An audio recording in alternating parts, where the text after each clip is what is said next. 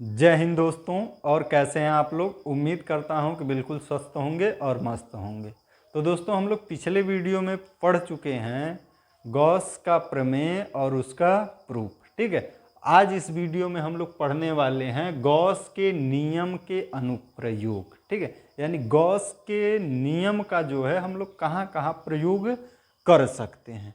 ठीक है, तो इस अनुप्रयोग में हम लोग कुल 6 अनुप्रयोग पढ़ने वाले हैं। ठीक है, जिसमें से आज हम लोग एक अनुप्रयोग देखेंगे कि अनंत लंबाई के एक समान रूप से आवेशित तार के निकट किसी बिंदु पर वैद्युत क्षेत्र की तीव्रता ज्ञात करेंगे। ठीक है भाई, उससे पहले हम लोग जानेंगे कि रेखीय आवेश घनत्व क्या होता है। ठीक है भाई, तो आप लोग इसे समझेंगे। देखिए, यदि कोई आवेश Q, कोई आवेश क्या है भाई, Q है, जो एक समान रूप से यल लंबाई के किसी तार पर फैला हुआ है। ठीक है भाई, यल लंबाई का कोई तार है, उस पर Q आवेश एक समान रूप से फैला हुआ है।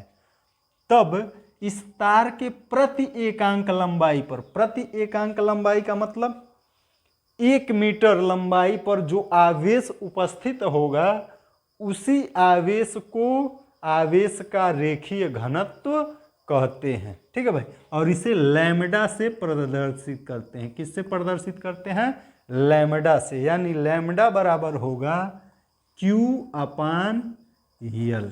ठीक है भाई, यानी तार पर वितरित कुल आवेश में तार की कुल लंबाई से अगर आप भाग दे देंगे तो ये निकल के आएगा एकांक लंबाई पर आवेश। यानी हर 1 मीटर पर कितना आवेश उपस्थित होगा ये आपका निकल के आ जाएगा। और यही क्या होता है? यही आवेश घनत्व कहलाता है। ठीक है भाई, तो Q/L, लैम्डा बराबर Q/L।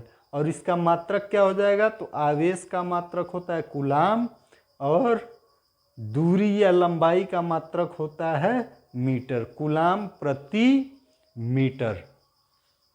रेखीय आवेश घनत्व का क्या हो जाएगा? मात्रक हो जाएगा। ठीक है भाई, तो यही चीज आपको यहाँ पे बताया गया है कि यदि कोई आवेश Q लंबाई L के किसी तार पर एक समान रूप से वितरित हो तो प्रति एकांक लंबाई पर वितरित आवेश को रेखीय आवेश घनत्व कहते हैं। इसे लैम्डा से प्रदर्शित करते हैं। ठीक है भाई, यहाँ पे आपको क्या ध्यान रखना है कि देखिए यहाँ पे बताया गया कि आवेश को ही क्या कहते हैं? रेखीय आवेश घनत्व या आवेश का रेखीय घनत्व कहते हैं। लेकिन आवेश कैसा होना चाहिए? तो प्रति एकांक लंबाई पर। कैसी लंबाई पर होना चाहिए आवेश?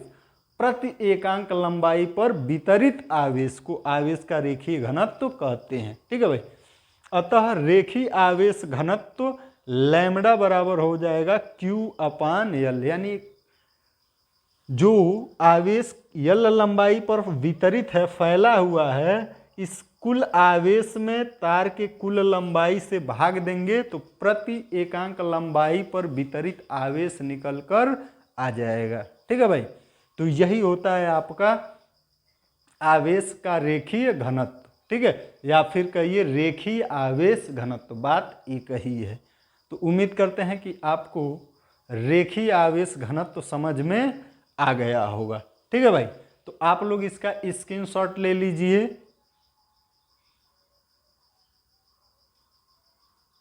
अब हम लोग देखेंगे अनंत लंबाई के एक समान आवेशित सीधे तार के निकट वैद्युत क्षेत्र की तीव्रता।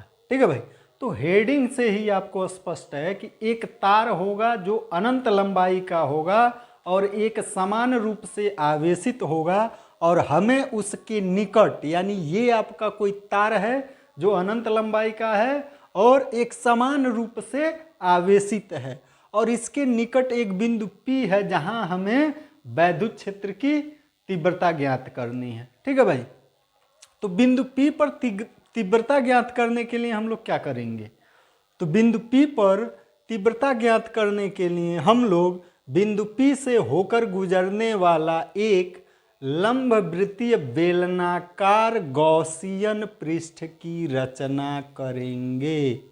किसकी रचना करेंगे भाई, लंबवृत्तीय बेलनाकार गॉसियन पृष्ठ की रचना करेंगे, जिसका अक्ष तार के समक्ष होगा। ठीक है, तार के समक्ष होगा। समक्ष का मतलब जो अक्ष तार का होगा वही अक्ष इस बेलन का भी होगा। ठीक है भाई, और हम लोग मान लेंगे कि इस गॉसियन बेलन की जो है लंबाई कितनी है या ऊंचाई कितनी है, तो यल मान लेंगे। ठीक है, और इस तार पर जो आवेश वितरित है तो उस आवेश का रेखीय घनत्व तो हम लोग क्या मान लेंगे भाई, लैम्बडा मान लेंगे। ठीक है, हमें इस बिंदु P पर क्या करना है, तीव्रता ज्ञात करना है। तो देखिए हम लोग बिंदु P के चारों ओर एक क्षेत्रफल अवयव लेंगे। ठीक है, और इस क्षेत्रफल अवयव की जो दिशा होगी वह इस बेलन के त्रिज्यतः बाहर की ओर होगी।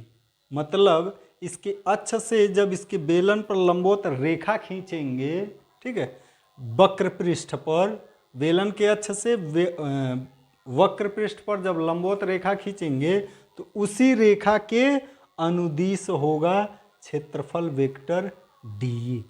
ठीक है, और यदि इसके कारण बिंदु P पर वैद्युत क्षेत्र की तीव्रता यदि वेक्टर E है तो वेक्टर E की दिशा जो होगी वह भी इस बेलन के त्रिज्यतः बाहर की ओर होगी।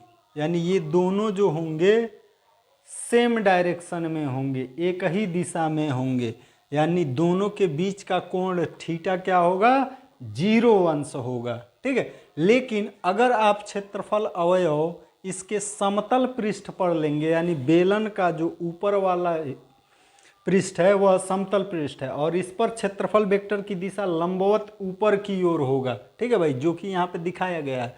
और क्षेत्रफल वैद्युत क्षेत्र की तीव्रता वेक्टर ई की दिशा अभी भी बेलन के त्रिज्यतः बाहर की ओर ही होगा।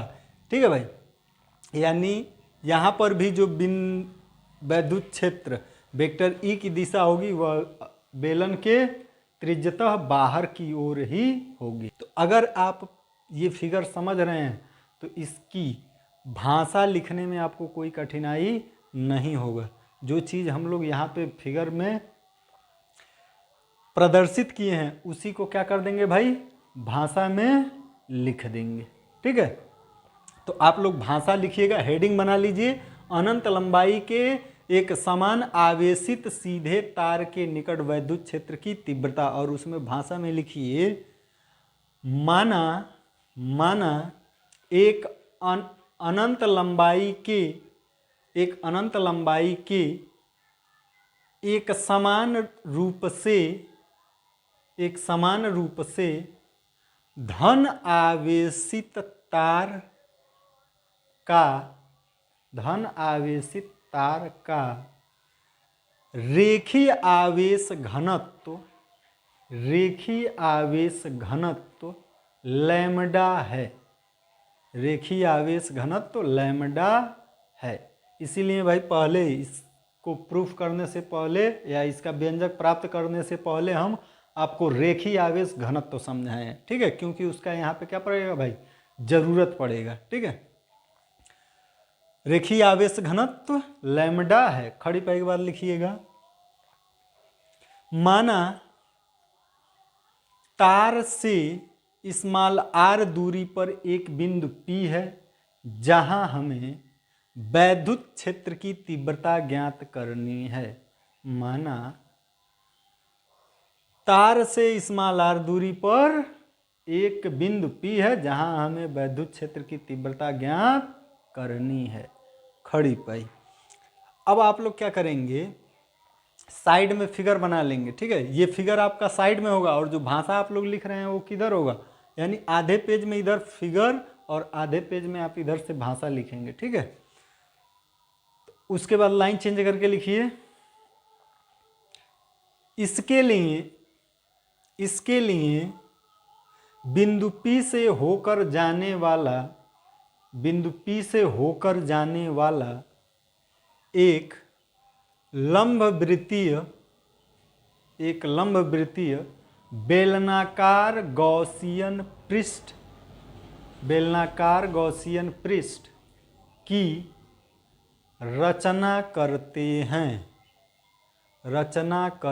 हैं जो तार के समाक्ष है। कहने का मतलब क्या है भाई कि बेलन का अक्ष वही है जो तार का अक्ष है। ठीक है भाई, जो तार के समाक्ष है। खड़ी पाई के बाद अब हम लोग देखिए, अब हम लोग क्या ज्ञात करेंगे, इससे होकर गुजरने वाला वैद्युत फ्लक्स। इतना भाषा पर्याप्त है मेरे भाई। ठीक है, अब लाइन चेंज करके आप लोग लिखिएगा। देखिए, मैं भाषा नहीं लिखूंगा क्योंकि हमको मैथमेटिकल कंडीशन के लिए जगह की आवश्यकता पड़ेगी भाई। ठीक है, तो मैं बोल दे रहा हूं। अब लाइन चेंज करके लिखिएगा। बेलन के यहाँ पे जो हम पहले भाषा बोले हैं वह लिखा गया है। ठीक है, अब इसके बाद लाइन चेंज करके आप लोग लिखिएगा। बेलन के समतल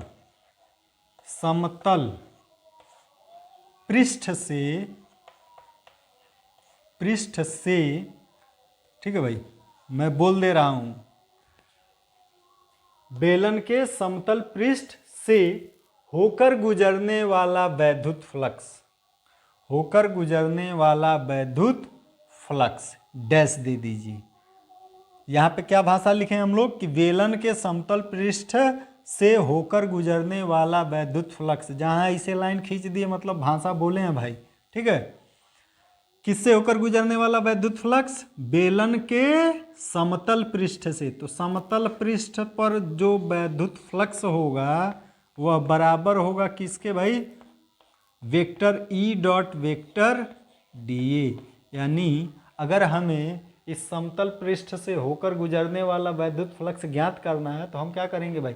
जो क्षेत्रफल अवयव डीए लिए हैं, इस डीए क्षेत्रफल अवयव वेक्टर डीए और वैद्युत क्षेत्र की तीव्रता वेक्टर ई का अदिश गुणन करा देंगे तो इस क्षेत्रफल अवयव से होकर गुजरने वाला वैद्युत फ्लक्स प्राप्त हो जाएगा। ठीक है, अब यहां पे आप देखेंगे कि ये हो जाएगा ई डीए कास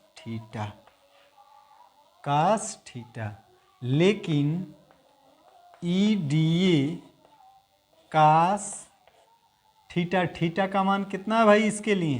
तो थीटा यहाँ है 90 अंश है ना। इस पृष्ठ पर थीटा का मान कितना है भाई? 90 अंश। तो कास 90 अंश। और आप जानते हैं कि vector E dot vector D A बराबर होता है क्या? E D A cos theta. ठीक है, तो ई डी ए कास थीटा के जगह हम लोग क्या रख दिए? 90 अंश। और कास 90 अंश का मान होता है भाई 0। तो ये क्या हो जाएगा? 0। तो डी फाई ई बराबर 0 मिल जाएगा। अच्छा, ये कहाँ से होकर गुजरने वाला वैद्युत फ्लक्स है भाई? तो ये बेलन के समतल पृष्ठ से होकर गुजरने वाला वैद्युत फ्लक्स है। ठीक है, अब आप यहाँ पे लाइन चेंज करके लिखिएगा। बेलन के वक्र पृष्ठ से, बेलन के वक्र पृष्ठ से होकर गुजरने वाला वैद्युत फ्लक्स।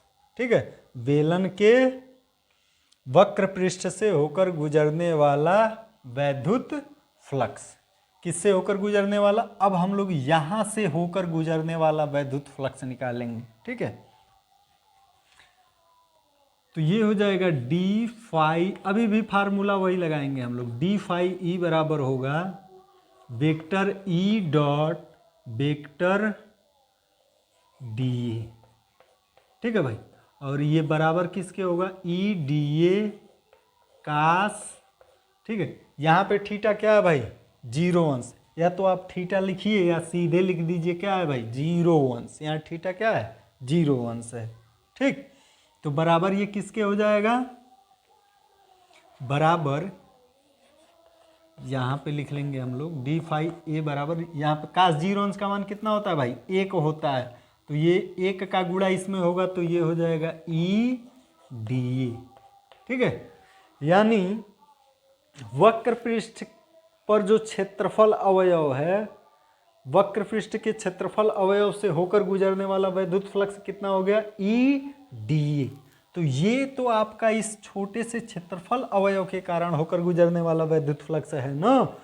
अगर हम लोग संपूर्ण वक्र पृष्ठ से होकर गुजरने वाला वैद्युत फ्लक्स ज्ञात करें तो क्या करना पड़ेगा भाई, इसी का समाकलन करना पड़ेगा। तो इसके नीचे लाइन चेंज करके लिखिएगा आप लोग, संपूर्ण संपूर्ण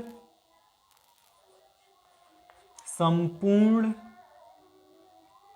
वेलन के या संपूर्ण वक्र पृष्ठ से, वक्र पृष्ठ से होकर गुजरने वाला वैद्युत फ्लक्स, संपूर्ण वक्र पृष्ठ से होकर गुजरने वाला वैद्युत फ्लक्स। अब हम लोग इसे किससे लिखेंगे भाई, तो अब हम लोग इसे फाई ई से लिखेंगे। ठीक है, किससे लिखेंगे, फाई ई से। और किसका समाकलन करेंगे, तो यहाँ पर जो हम लोग इस क्षेत्रफल अवयव के कारण ज्ञात किए हैं वैद्युत फ्लक्स, डी फाई ई बराबर ई डी ए, यानी इस ई डी ए का हम लोग क्या कर देंगे भाई, समाकलन कर देंगे।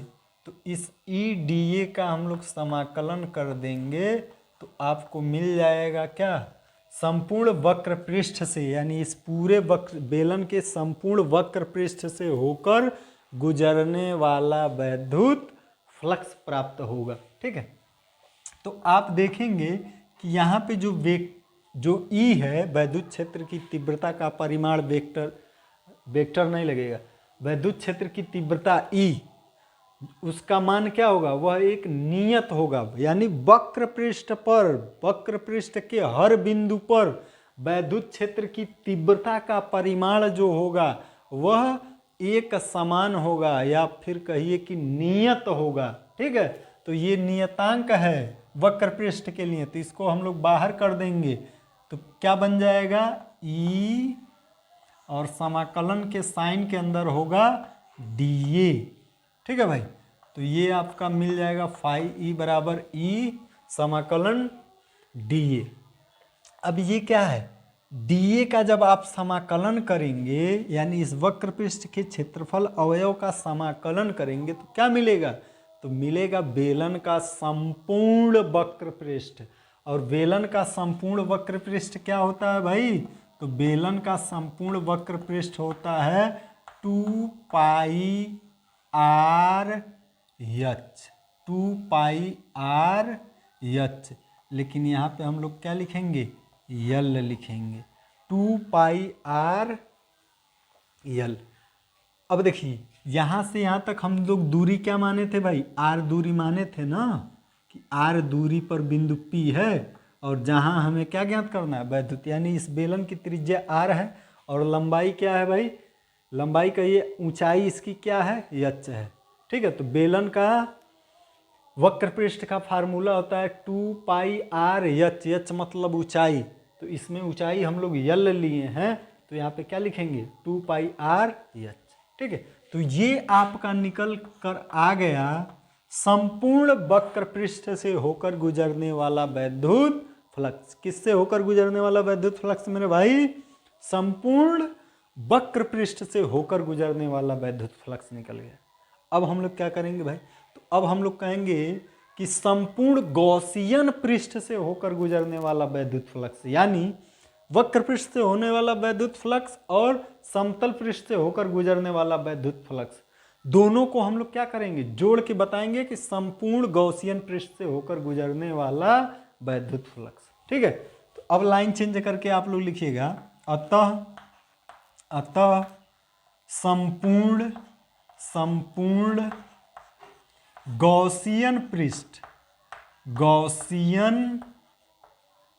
गॉसियन पृष्ठ से होकर गुजरने वाला वैद्युत फ्लक्स, पृष्ठ से होकर गुजरने वाला वैद्युत फ्लक्स क्या लिखेंगे? अतः संपूर्ण गॉसियन पृष्ठ से होकर गुजरने वाला वैद्युत फ्लक्स, अभी भी हम लोग इसको फाई ई से लिखेंगे और ये बराबर होगा किसके? तो देखिए इसके कारण तो जीरो है, समतल पृष्ठ के कारण क्या आया है? फ्लक्स जीरो आया है, और वक्र पृष्ठ के कारण इतना आया है, तो जीरो प्लस इतना करेंगे तो क्या मिलेगा? यही तो मिलेगा। यानी संपूर्ण गॉसियन पृष्ठ से होकर गुजरने वाला जो वैद्युत फ्लक्स होगा वह ई ब्रैकेट में 2 पाई आर एल। ठीक है भाई, ये हो गया आपका इक्वेशन नंबर 1, समीकरण नंबर 1। और ये क्या है? तो संपूर्ण टोटल गॉसियन पृष्ठ से होकर गुजरने वाला कुल वैद्युत फ्लक्स है। ठीक है भाई, तो यहाँ तक हम लोग क्या लगाए हैं? तो यहाँ तक हम लोग लगाए हैं फ्लक्स की परिभाषा, फ्लक्स की परिभाषा पर काम किए हैं। अब काम आएगा गॉस के प्रमेय का। तो हम लोग कहेंगे गॉस के प्रमेय से, गॉस के प्रमेय से, गॉस का प्रमेय क्या बताता है भाई? किसी बंद पृष्ठ से होकर, ये आपका एक बंद पृष्ठ है ना, बेलन जो हम लोग गॉसियन पृष्ठ माने, ये कैसा पृष्ठ है? बंद पृष्ठ है। किसी बंद पृष्ठ से होकर गुजरने वाला वैद्युत फ्लक्स फाई ई बराबर होता है क्यू अपान एप्सिलॉन नॉट के, जहां जहां जहां क्यू क्या होता है भाई? जहां क्यू गॉसियन पृष्ठ से घिरा कुल आवेश है, गॉसियन, जहां क्यू गॉसियन पृष्ठ से घिरा कुल आवेश है। क्या है भाई? कुल आवेश है। ठीक है भाई, क्यू क्या है? गॉसियन पृष्ठ से घिरा हुआ कुल आवेश। आप बात समझिएगा, ये जो तार है इस पर धन आवेश समान रूप से फैला है। कितना आवेश फैला है हमको नहीं मालूम है, ठीक है, लेकिन इतना मालूम है, इसके अनुसार हम लोग जो लिखे हैं कि देखिए ये तार का लंबाई कितना है भाई? जितना जो तार गॉसियन बेलन से घिरा हुआ है उतने ही तार की लंबाई क्या होगी? यल होगी, क्योंकि बेलन की लंबाई क्या है? यल है। तो जितना तार घिरा होगा उसकी लंबाई क्या है? यल है। ठीक है, और उस यल लंबाई पर जो घिरा हुआ है उस पर जो आवेश है वह कितना है? क्यू। यानी इस बेलन के अंदर जो आवेश घिरा है उस घिरे हुए आवेश का मान कितना है? क्यू है। ठीक है, तो हम लोग बताएंगे कि चूंकि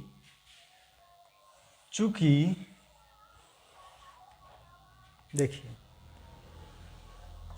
कहेंगे चूंकि रेखीय आवेश, और ऊपर से लिखते हैं नहीं तो जगह कम पड़ सकता है, कहेंगे चूंकि रेखीय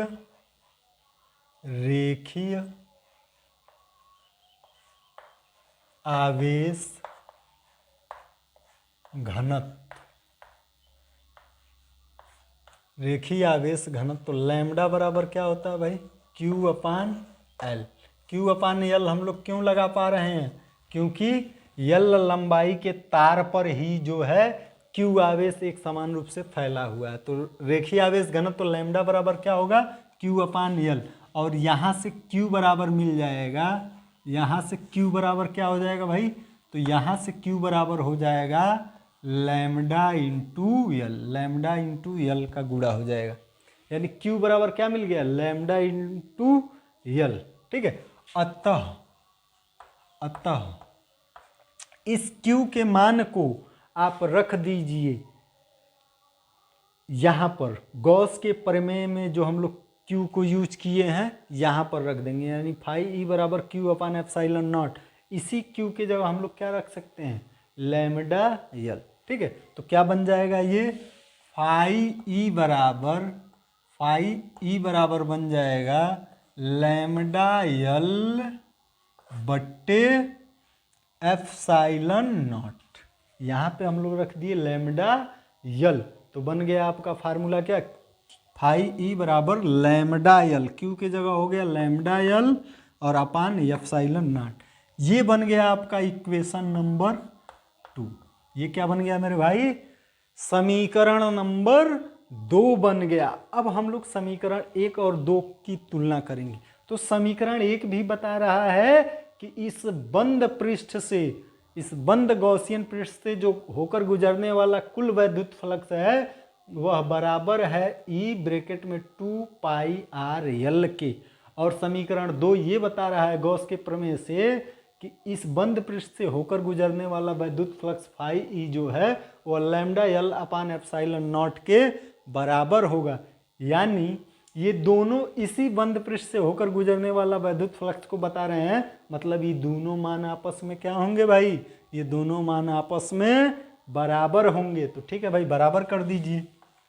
तो हम लोग कहेंगे कि समीकरण 1 व 2 से, समीकरण 1 और 2 से हम लोग क्या लिख सकते हैं भाई, ई ब्रैकेट में 2 पाई आर यल बराबर lambda L upon epsilon not. ठीक है भाई, lambda L upon epsilon not. तो आप देखेंगे कि इस यल से ये यल क्या हो जाएगा, कैंसिल आउट हो जाएगा और बचेगा क्या आपका, ई बराबर इस 2 पाई आर को आप इस साइड ला दीजिए, तो इसको लिख सकते हैं आप लैम्डा बट्टे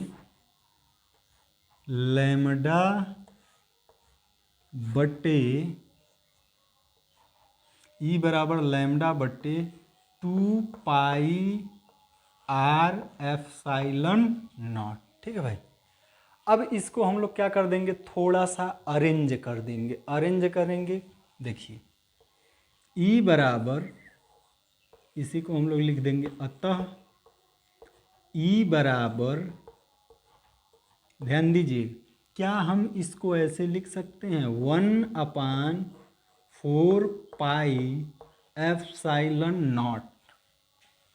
4 पाई एप्सिलॉन नॉट। आप कहेंगे सर जी कहाँ से 4 पाई हो गया, यहाँ तो 2 पाई था। ठीक है, तो हम यहाँ 2 का गुणा करा दिए, हर में, अंश में भी 2 का गुणा करा देंगे। ठीक है, ऊपर 2 लैम्डा लिख देंगे। तो ये 2 पाई को हम लोग बना दिए 4 पाई, 2 का गुणा करके, और साथ में लिख दिए एप्सिलॉन नॉट इनटू, यहाँ देखिए लैम्डा के साथ 2 का गुणा करा देंगे तो हो जाएगा 2 लैम्डा। अब बट्टे में क्या लिख देंगे, आर को अलग कर दीजिए, तो बट्टे आर। ठीक है भाई, तो ये आपका हो जाएगा तीव्रता का फार्मूला। ठीक है, आप इसको समझ पाए होंगे, काटेंगे तो यही मिलेगा भाई। ठीक है, अगर आप यहीं तक छोड़ देंगे तब भी आपका फार्मूला बिल्कुल सही होगा। काटिए तो 2 एकम 2, 2 दूना 4, यानी नीचे यहाँ पे 2 बचा 2 पाई आर एप्सिलॉन नॉट। ठीक है, और यहाँ पे भी वही है 2 पाई आर एप्सिलॉन नॉट। ठीक है, ऊपर लैम्डा, और जब इसको 2 से इसको काट देंगे तो यहाँ केवल लैम्डा इंटू 1 कराएंगे तो लैम्डा मिलेगा। ठीक है, तो ये भी सही है और ये और भी बेहतर है। इसको क्यों इस तरह अरेंज किया गया है, क्योंकि आप इतने का मान पढ़ चुके हैं। ये होता है 9 × 10⁻9, फर्स्ट चैप्टर में हम लोग पढ़ चुके हैं इसको। ठीक है, जब कूलाम का नियम पढ़े थे, इसीलिए इसको इस रूप में व्यक्त किया जाता है ताकि आप इतने के मान को क्या कर सके, जान सकें। ठीक है, तो इस प्रकार से हम